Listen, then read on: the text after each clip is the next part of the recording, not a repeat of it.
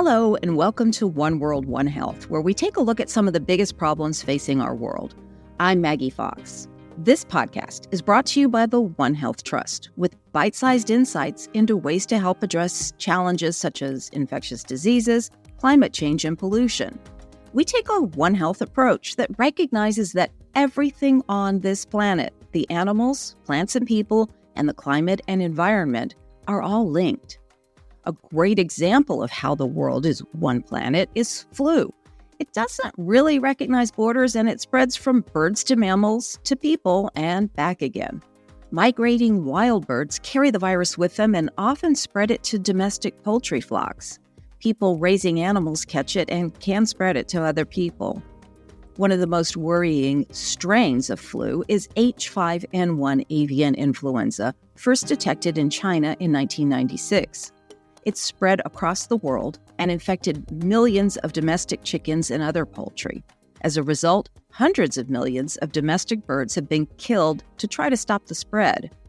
It rarely infects people, but when it does, it's deadly. H5N1 bird flu has infected just under 900 people globally in this century and killed just over half of them. Efforts to control it have failed, as it's often spread by migrating wild birds as they cross the globe. Like most influenza strains, it can evolve and mutate quickly, and H5N1 is being found in an increasing array of mammals, including seals, ferrets, dogs, and cats. So a dedicated group of scientists are watching this flu as it changes and spreads.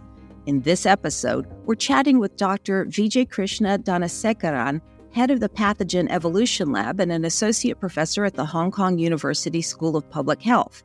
He led a team that's found some startling changes in the patterns of H5N1's evolution. Vijay, thanks so much for joining us. Thank you for having me. Tell us a little bit about the changes you've been seeing in avian flu. We've seen several changes that has occurred in the highly pathogenic H5 virus of avian influenza. One of the key things is there has been an intensification of the virus's activity globally since 2021, which has led to mass mortality in wild birds and poultry, as well as several incidental infections in mammals, which have caused mass mortality events in animals such as seals. We also found that the origins of these resurgence events, these massive resurgence events in wild birds, have changed. We usually observe these origins of these viruses occurring mainly in Asia, which, however, more recently we see that these resurgence events are happening in Europe and potentially in Northern Africa as well. So essentially, there's been a geographic expansion. We also see changes in the ecology and the virology of the viruses. The genomic analyses that we did indicates that the previous resurgence events, such as the 2016 one and all before that, occurred in Asia, where H5 is endemic in the region in poultry. However, in 2020-2021, we found some mutations that changed the HA structure and the attachment and the receptor binding of the virus as well. And these viruses appear to have now reassorting in wild birds, or mixing gene segments that are existent in wild birds, and that appear to be spreading much easier in wild birds. So essentially, there's been an adaptation across the domestic birds as well as the wild bird interfaces. Overall, I think that these changes in avian flu highlight the need for prioritizing elimination strategies in domestic birds, which have been the main source of these resurgence events, and that is quite crucial to limit future epizootics. What do you think is driving these changes in the virus? We see that the viruses are acquiring an ability to spread among wild birds much more easier than previously observed. Whereas previously, even though there's a wild bird resurgence event that happens, usually it lasts for a few months and then it dies down. Whereas in more recent resurgence events, we're seeing continuous transmission of these viruses among wild birds. For the first time, it has spread to the Americas, especially it has been detected in North America in previous years. But this time, it appears to have continued to circulate for nearly 2 years. And most recently, the virus has been detected in Antarctica for the first time ever. And can we talk a little bit about how these viruses swap genetic material to evolve so quickly? You mentioned the word earlier, reassortment. Can we talk a little bit about those processes? Well, absolutely. So influenza viruses have a segmented genome, which means they have 8 genes, and these are segmented in the sense that they are completely independent from each other. And each of these genes produce some proteins, one or more proteins. And so because of this division into multiple segments, when two different influenza viruses infect the same host and end up infecting the same cell, they have the ability to swap gene segments. And it can happen more commonly in various hosts. But there are some factors which I think can facilitate reassortment to happen. First is co-infection, which I just mentioned. The second is compatibility of these segments, which is under intense study at this moment, where if the genes come together within the same virus particle and if they can function together, then there's a successful reassortment event, which means that it can transmit from one part to another. Another factor which affects the high rate of reassortment in wild birds is because of the high genetic diversity of influenza. Wild birds are the natural reservoirs and has a huge diversity of influenza viruses. So this increases the likelihood of reassortment events. So reassortment actually plays a significant role in the rapid evolution of avian influenza. Unlike just mutations, it's one mechanism of evolution where the shuffling of segments actually can lead to the emergence of new strains with novel combinations of genetic segments. And these new viruses can have unpredictable risk in different hosts. And that is the most important concern. It is also important to note that reassortment acts in different levels in different hosts. I mentioned that wild birds have a very high diversity, hence there's lots of reassortment. Similar thing happens in swine influenza, where we have lots of viruses circulating in pigs, but reassortment happens to much lesser in humans because we have a limited number of seasonal influenza viruses circulating in humans. So in other words, there's an animal, it's infected with multiple different strains of a virus. And these viruses, I think I've heard it described as viral sex. It's the equivalent. They are actually trading little pieces like, here, I'll trade my arm for your arm, and it'll make you a better virus. That's exactly right, actually. So one of the very famous examples is the previous pandemics, not the 2009 one, but the previous pandemics in 1968 and the 1957 virus. And these viruses, which caused a pandemic, essentially had many of the gene segments from previously circulating seasonal influenza viruses and some genes which were newly introduced into the human population. And that's one of the biggest concerns with influenza, where we have this H5N1 virus and we don't need all the gene segments. The virus does not need to transfer all the gene segments and cause a pandemic. All we need is a human seasonal strain to acquire the H5 gene, the H5HA gene, and that readily generates a highly pathogenic but still virus which is readily adapted to humans. Can you tell us a little bit about the interactions between wild and domestic birds around the world? Yeah, so interactions between wild and domestic birds actually plays a very crucial role in the ecology and transmission of avian influenza viruses. Some of the key points of interactions are they could be contacts in shared environments such as wetlands, agricultural areas, live bird markets, and depends on the region as well. For example, in Asia and Southeast Asia, there's lots of interactions with domestic poultry in all of these places. In wetlands where ducks are reared in these wetlands, there are several agricultural areas where wild birds arrive. There's also live bird markets, which play a crucial role. These shared spaces provide opportunities for direct and indirect contact between the bird populations. Many wild bird species migrate across long distances, and therefore it creates opportunities for interactions with wild birds. Wild birds, particularly aquatic birds, are considered as natural reservoirs, so they can carry viruses without any signs and symptoms. Whereas once it transmits to poultry, it can actually increase the amount of virus that's shed because these birds are getting sick. And that's another way where these interactions can actually amplify the viruses that are circulating in wild birds by poultry. Finally, environmental contamination. Wild birds can shed viruses in their feces, which can contaminate the environment, including water sources that are used for the poultry industry. The environmental contamination can actually contribute to the indirect transmission of avian influenza between wild and domestic birds.